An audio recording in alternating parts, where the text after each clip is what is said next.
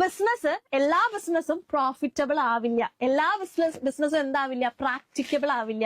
അപ്പൊ അത് ചെക്ക് ചെയ്യാൻ വേണ്ടിയിട്ട് കുറച്ച് കാര്യങ്ങൾ എക്സാമിൻ ചെയ്യും. അതിനെയാണ് ഫീസിബിലിറ്റി സ്റ്റഡീസ് എന്ന് പറയുന്നത്. അപ്പൊ 3 രീതിയിലാണ് നമ്മുടെ ചുറ്റുമുള്ള ബിസിനസ് നടത്തണോ വേണ്ടോ എന്നുള്ള കാര്യങ്ങളൊക്കെ എക്സാമിൻ ചെയ്യുന്നത്. ആ 3 സ്റ്റഡീസ് ഏതൊക്കെയാണ്?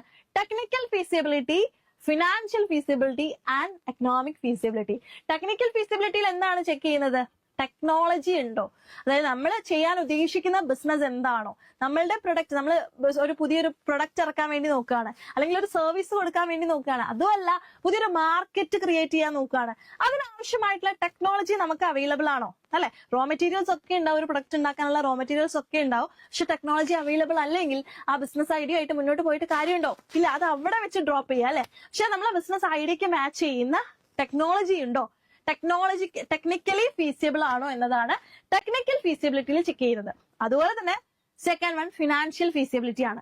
എന്താണ് ഫിനാൻഷ്യൽ ഫീസിബിലിറ്റി എന്ന് പറഞ്ഞാല്, നമ്മുടെ കയ്യിൽ റിസോഴ്സസ് ഉണ്ട്, നമ്മുടെ കയ്യിൽ ടെക്നോളജി ഉണ്ട്, പക്ഷെ നമ്മുടെ കയ്യിൽ എന്താണ് ലൈഫ് ബ്ലഡ് ഓഫ് ബിസിനസ് എന്ന് വിശേഷിപ്പിക്കുന്ന ഫിനാൻസ് അല്ലെ. ബിസിനസിനെ സംബന്ധിച്ച് ഫിനാൻസിന് വളരെ വലിയ ഇമ്പോർട്ടൻസ് ആണുള്ളത്. അപ്പൊ ഫിനാൻസ് ഉണ്ടോ എന്ന് ചെക്ക് ചെയ്യാണ്, നമുക്ക് ബിസിനസ് ചെയ്യാനുള്ള ഫിനാൻസ് നമ്മുടെ കയ്യിലുണ്ടോ, ഫണ്ട് നമ്മുടെ കയ്യിലുണ്ടോ എന്ന് ചെക്ക് ചെയ്യാണ് ഫിനാൻഷ്യൽ ഫീസിബിലിറ്റിയിൽ ചെയ്യുന്നത്. അപ്പൊ ഇതെല്ലാം ഉണ്ട്. ടെക്നോളജിക്കലി നമ്മൾ മുന്നോട്ടാണ്, ഫിനാൻസ് നമ്മുടെ കയ്യിലുണ്ട്, റിസോഴ്സസ് ഉണ്ട്, പക്ഷെ ഈ ബിസിനസ് ഐഡിയ ഉണ്ട്, പക്ഷെ ബിസിനസ് ചെയ്ത് കഴിഞ്ഞാൽ പ്രോഫിറ്റ് അല്ലെങ്കിൽ ആ ബിസിനസ് ചെയ്യുന്നതുകൊണ്ട് എന്തെങ്കിലും കാര്യമുണ്ടോ?